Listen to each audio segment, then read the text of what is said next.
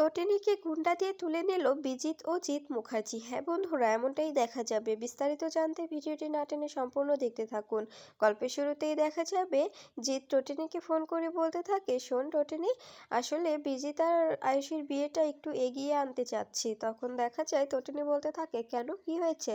তখন দেখা যায় জিৎ বলতে থাকে, আসলে বিজিতের একটা ডিল পড়েছে, তো ওকে ওকে তাড়াতাড়ি চলে যেতে হবে, তাই বলছে বিয়েটা এগোতে।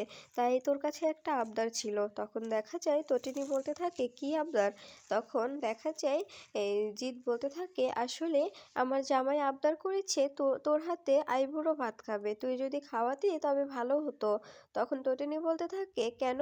তোমার জামাই হঠাৎ আবার আমাদের আমাদের মতো ট্রপিক্যাল ট্রপিক্যাল একটা বাঙালি বাঙালি বাড়িতে, গরিব বাড়িতে খেতে আসছে, ওনার ইগোতে বাঁচবে না? তখন দেখা যায় বিজিত ফোনটা নিয়ে বলতে থাকে, না, আমার ইগোতে বাঁচবে না, আমি তো আপনার ভগ্নিপতি হই, সেই হিসাবে না হয় খাইয়ে দিবেন। তখন বিজিত জিতকে ফোন দিয়ে বলে, ফোনটা রাখুন আর ওনাকে বলে দিন যে রান্না বান্না করে ফেলতে, কাল সকালে আমরা আসছি। এই বলে ফোনটা কেটে দেয়। এরপরে ভানু আর বাবিন বলতে থাকে, এসব কি হচ্ছে?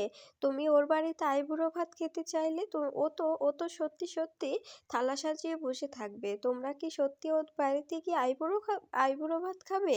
তখন জিৎ বলতে থাকে, নামে আইবুড়ো ভাত, কিন্তু কাজে আইবুড়ো ভাত নয়, ওকে ওকে ডালা সাজাতে দাও, আর ওখানেই তো ঘটবে আসল খেলা। তখন বাবিন বলতে থাকে, কি বলছো এসব তোমরা, কিসের খেলা? তখন জিৎ বলতে থাকে, তুমি এসব বুঝবে না, তোমাকে সময় মতো বুঝিয়ে দেওয়া হবে।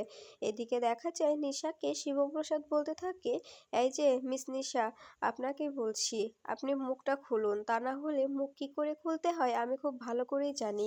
তখন নিশা বলতে থাকে, আমি কিছুতেই মুখ খুলবো না, আপনার যা করার আপনি করতে পারেন। তখন শিবপ্রসাদ বলতে থাকে, অবশ্যই মুখ খুলতে হবে আপনাকে। তটিনীর সঙ্গে আপনার কি সম্পর্ক, আর বিজিতের সঙ্গেই বা আপনাদের কি কি কানেক্টেড, আমাকে সবটা জানান। আর তটিনী কোন রোডের কথা বলছিল? তখন নিশা বলতে থাকে, আমি কিছুতেই মুখ খুলবো না, কিছুতেই না। এদিকে দেখা যায় তটিনী শিবপ্রসাদকে ফোন করে। এরপরে শিবপ্রসাদ ফোন ধরলে তখন তটিনী বলতে থাকে, একটু একটু বাজার করে দেবে? তখন শিবপ্রসাদ বলতে থাকে, কেন, কি হয়েছে? তখন তটিনী বলতে থাকে, আসলে আমাদের হবু জামাই বিজিত লাহিড়ী আমাদের বাড়িতে আইবুড়ো ভাত খাবে, যেচে নেমন্তন্ন নিয়েছে, আর আমি তো মানা করতে পারি না, তাই। তখন শিবপ্রসাদ বলতে থাকে, ঠিক আছে। এরপরে নিশা বলতে থাকে, কি হয়েছে? তখন শিবপ্রসাদ বলতে থাকে, বিজিত আসছে। তখন নিশা বলতে থাকে, কোথায়? তখন শিবপ্রসাদ বলতে থাকে, কেন, তটিনীদের বাড়িতে। ঠিক তখনই নিশা চমকে যায় আর বলতে থাকে, মেরে দেবে, তটিনী গাঙ্গুলিকে মেরে দেবে, আমার কাছে ইনফরমেশন আছে। তখন শিবপ্রসাদ বলতে থাকে, আপনি কে, আপনি কে, সত্যি করে বলুন তো। তখন নিশা বলতে থাকে, আপনি তো বললেন যে আগামী 2 ঘন্টার মধ্যে নাকি আমার ঠিকুচি গোষ্ঠী খুঁজে বের করবেন, তো খুঁজে বের করুন, দেখি যে যে স্পেশাল ব্রাঞ্চের অফিসার পরশুরামের কতটা পাওয়ার, আমিও দেখি। এদিকে দেখা যায় লাট্টু ক্রিকেট খেলছিল। ঠিক তখনই একটা গাড়ি আসে সেখানে, আর গাড়ি এসে দুটো লোক গাড়ি থেকে নেমে যায়। এরপরে এরপরে হাউজিংয়ে ঢুকে পড়ে। এদিকে তটিনী পিকুকে বলতে থাকে, পিকু, তোমাকে আমি গোসল করিয়ে দেব, তুমি তুমি টয়লেটে যাও, আমি তোমাকে স্নান করিয়ে মাথায় শ্যাম্পু করে দেব। এরপরে দেখা যায় লাট্টু দৌড়ে এসে বলতে থাকে, মাম্মি, আমাদের ফ্ল্যাটের নিচে যে ওই যে তোমরা মজুমদার আঙ্কেল বলো না, ওনার ফ্ল্যাটে তো দুটো লোক ঢুকেছে। ওই যে নিশা আন্টি বলে মেয়েটি, যে ওই আন্টির ঘরেই তো দুটো লোক ঢোকে, কি যেন খুঁজছে, কিন্তু ওই আন্টিটা নেই, দরজা ভেঙে ঢুকেছে। এদিকে এদিকে দেখা যায় নিশাকে সবাই মিলে ঘেরাও করে থাকে। এরপরে বলতে থাকে, তোমাকে যা বলা হচ্ছে বলো। ঠিক তখনই তটিনী ফোন করলে নিশাকে লাউড দিয়ে কথা বলতে বলা হয়। এরপরে নিশা ফোনটা রিসিভ করলে তখন তটিনী বলতে থাকে, তোমার ঘরে রেড চলছে, সেখানে কিছু নেই তো? তখন দেখা যায় হঠাৎ করে নিশা ফোনটা কেটে দেয়। এরপরে এটা দেখে অবাক হয়ে যায় তটিনী বলতে থাকে, অবশ্যই এই মেয়েটা কোনো বিপদে পড়েছে, তা না হলে এভাবে তো ফোন কাটতো না, এভাবে ফোন কাটার তো কোনো কথাই ছিল না। এরপরে লাট্টু ও পিকুকে বলতে থাকে, তোমরা এখানেই থাকো, মাম্মি এক্ষুনি আসছি। তখন লাট্টু বলতে থাকে, কেন মাম্মি, তুমি কোথায় যাচ্ছ? তখন তটিনী বলতে থাকে, আসছি বাবা, এত প্রশ্ন করো না, এই বলেই চলে যায়। এরপরে নিশার ফ্ল্যাটে গিয়ে উকি দিয়ে দেখতে থাকে ভিতরে দুজন লোক কিছু একটা দেখছে, কাগজপত্র ঘাটাঘাটি করছে। তখন তটিনী বলতে থাকে, নিশার ফ্ল্যাটে রেড চলছে, কিছু নেই তো, বুঝে যাবে না তো? এদিকে দেখা যায় লোকগুলো শিবপ্রসাদকে ফোন করে বলতে থাকে, স্যার এখানে কিছুই নেই, শুধুমাত্র দুটো পাসপোর্ট পেয়েছি, এই বলেই ফোনটা কেটে দেয়। এরপরে মায়া এসে শিবপ্রসাদকে বলতে থাকে, বস একটু আগে তটিনী গাঙ্গুলির ফোন এসেছিল, নিশাকে ফোন করে বলছিল ওর ফ্ল্যাটে রেড চলছে, ওখানে কিছু আছে কিনা। তখন শিবপ্রসাদ বলতে থাকে, আমি বুঝতে পারছি না তটিনী এই এই অপরাধমূলক কাজের সঙ্গে কি করে জড়িয়ে পড়লো, আমার আমার গৃহধর্মিণী এভাবে কি করে এই অপরাধমূলক কাজের সঙ্গে জড়িয়ে পড়লো।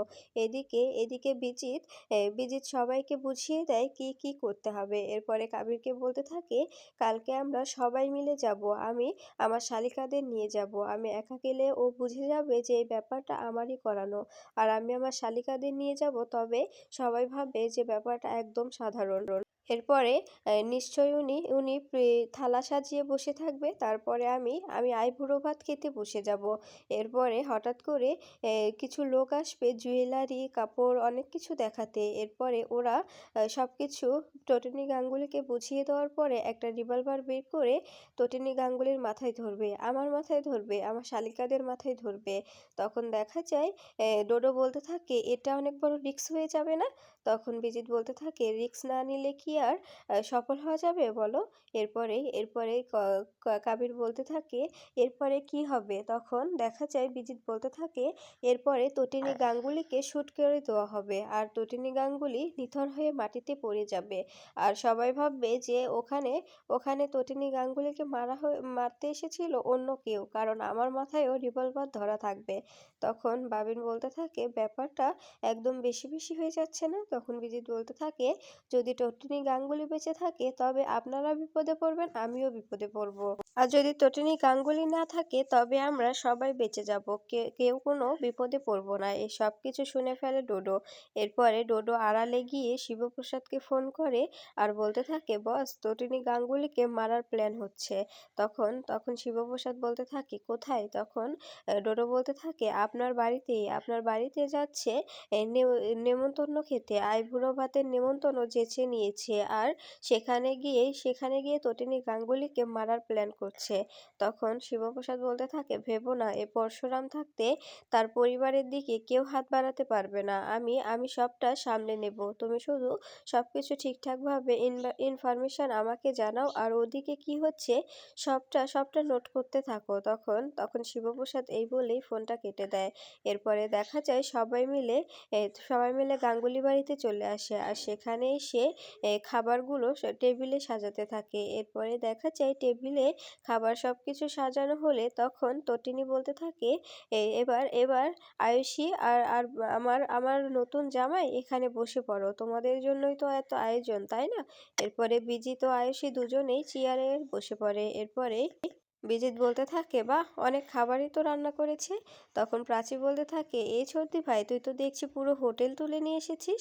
তখন আরাধ্যা বলতে থাকে, হোটেল তুলবে কেন, ওর হাতে যা জাদু আছে না, জিজু তুমি খেয়ে দেখো, অনেক অনেক মজা পাবে, আমার ছোটদি ভাইয়ের হাতের বিশেষ করে মাটনটা এত ভালো লাগে, তুমি তুমি একবার খেলে বারবার খেতে চাইবে, তুমি ভুলতেই পারবে না। তখন দেখা যায় তখন তখন বিজিত বলতে থাকে, তাই, আচ্ছা আমি সবটাই খেয়ে দেখবো, সব কিছুই আমি খাবো, আমার তো পেটের মধ্যে ইঁদুর দৌড়চ্ছে, আমি আমি সব খাবো, আমি কিচ্ছু রাখবো না। তখন টটিনি বলতে থাকে, ঠিক আছে, তুমি তুমি খেতে শুরু করে দাও, সব কিছু খেয়ে নাও, সমস্যা নেই।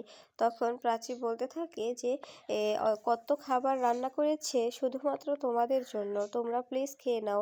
এরপর আরাধ্যা বলতে থাকে, জিজু তুমি সবটা খেয়ে খেয়ে বলো তো, তো আমার সর্দি ভাই কি কি কি রান্না করেছে, কেমন হয়েছে, ওকে ওকে একটু সার্টিফিকেট দাও। তখন দেখা যায় নন্দিনী বলতে থাকে, আচ্ছা তুমি যে এখন খাবে তা তটিনীর গিফট কোথায়?